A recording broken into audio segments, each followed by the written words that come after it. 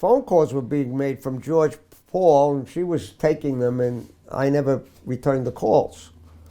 One day I was in a bathtub or something, and she came and said, this guy again, will you talk to him? And I said, yeah, of course, because I was there. And he identified himself. I didn't really know him. I knew his name, but I had never met him. He was the director. He was director. Very crazy man. Totally crazy. And but a very good director. And he said, the Tomorrow Show is moving to New York. I know you do sports, but I want you to be the AD because Ricky Carson doesn't want to come to New York. That was Johnny's son. He had AD'd the show there. And I knew Ricky. And I liked Ricky Carson. I liked him a lot, actually. He was nothing like his father, whom I did not like. And Ricky didn't want to go, so I said, yeah, I'll do the show, you know. I didn't have a show at the time, and I just was doing different things. And that's how I got the Tomorrow Show. In your role and as George, would take me everywhere. He wouldn't go anywhere without me. Charles Manson would go to Sacramento to do Charles Manson. I said, what do you need me there for? He said, no, you're coming. He liked me to go everywhere with him. Charles Manson was a very interesting event for me. What did you have to do to prepare for that shot? It was inside the prison. He was inside Vacaville State Prison.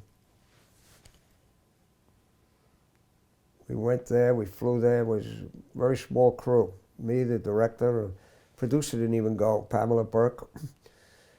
I think we hired a local crew, so we didn't take any lighting or anything. Maybe they were from Burbank, I don't know. Burbank's not that far, right, from Sacramento? Yeah, a couple hours. I can't recall. Yeah. And we were told how we were to dress and how we were to behave because... How you were to dress because what? Yeah, they wanted us to dress in a nondescript way, whatever that means. That was important because it would incite the inmates. But oddly enough, it wasn't a maximum security prison. It was considered a rehabilitation center. And when you walk down the halls, all the officers all had names of people, PhD in psychology, this, that, and the other thing. And I started chatting with the PR guy that was in charge of us. Because I'm always curious about these things. I said, well, does it work? You know, he says, no, it doesn't. He says, they think it works, and all these shrinks come here and tell us this guy's definitely rehabilitated, and we let him out.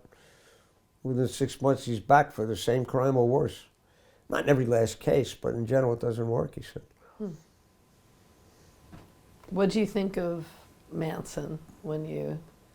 He was pretty much what I expected him to be. He was a little tiny guy with a swastika here. And I got a good look at the swastika because we were waiting for him to come to be brought in by his guard. And I was just wandering around there, and I heard this big knocking on a door. And I walked to the end of the hallway, and there was a typical prison door with a little window, like, I don't know, maybe, the size of that painting there, that drawing. And not with the frame, but just the glass part. And there his head was up against that. Like I had this tight shot of his head. And I could see the swastika. And in the back of him was a guard that I remember looked like my son. Like he was about the age of my son. And Chris was maybe 12 or something at that time. Very young. And he asked for he shouted through the door asking for the PR guy who had gone away somewhere and told us he would be back in an hour. So he couldn't come in. The guard didn't have keys to that. So I just said, he's not here, and I walked away.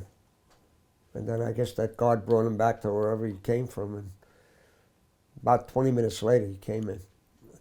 Went up to everybody and extended his hand, including me, and I shook his hand. I didn't want to shake his hand, but I did. because his hand instinctively went out. Actually, everybody shook his hand except one person who said, "I don't shake your hand. I won't shake your hand." I mean, did I that? mean, I didn't say to him, "Hey, Charlie, nice to meet you." I didn't. Right. I shook his hand and I walked away.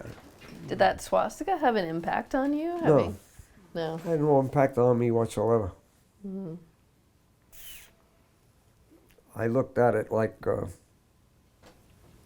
Costume almost, or?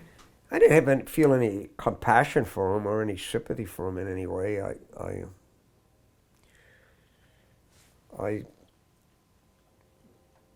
was emotionless about it.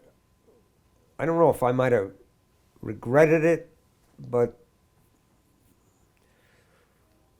and if I did, I did, but only in a minor way. I didn't feel glad that I shook his hand, or it was like neutral. How do you think Tom Snyder handled that interview? What do you think in general about his interview style and how he approached Manson that day? I think for the most part, and especially the part that made air, Tom was very professional. But there were times later that I think that he wasn't. His emotions came through, or? Yeah, yeah, I think so, and his anger. And of course, it's understandable. It's human to think that way, but on the other hand, he's a journalist and he's conducting an interview that we wanted to do. We capitalized on that. That had all come about because of his cellmate. He had a cellmate that was released from prison, and he was able to get Manson to. He wrote a book on Manson, and he was able to get Manson to agree to do the interview, and that it would be good publicity. I don't know if Manson made any money on the book. I really don't know. But I mean, Tom was fine, but there were moments, of course, which none of that made air. It was edited out. I edited it with George.